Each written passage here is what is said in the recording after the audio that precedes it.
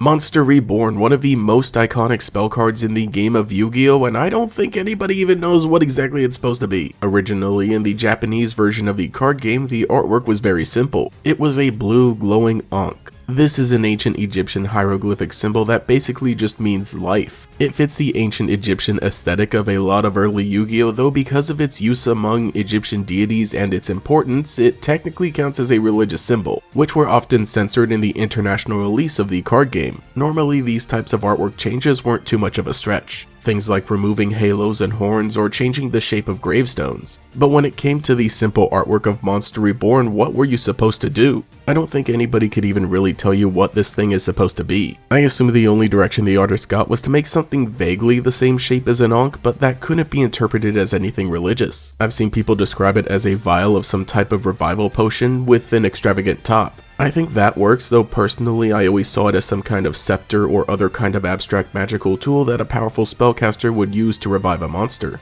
Funny enough, the unique shape of the International Monster Reborn actually works a lot better. Because it's so unlike anything people have ever seen, the image stays with you and is easily recognizable, to the point that future spell and trap cards that were different iterations of Monster Reborn would also just copy the same format of some indescribable shape at the dead center of the card. Like, these weren't even just the international versions of those cards, the iconography of Monster Reborn is so powerful that now every future version of a Reborn card just looks like this. Because this is one of the most iconic cards ever printed due to its appearance in the anime as well as how it was designed, even though its first appearance in the anime referred to it as Reborn the Monster.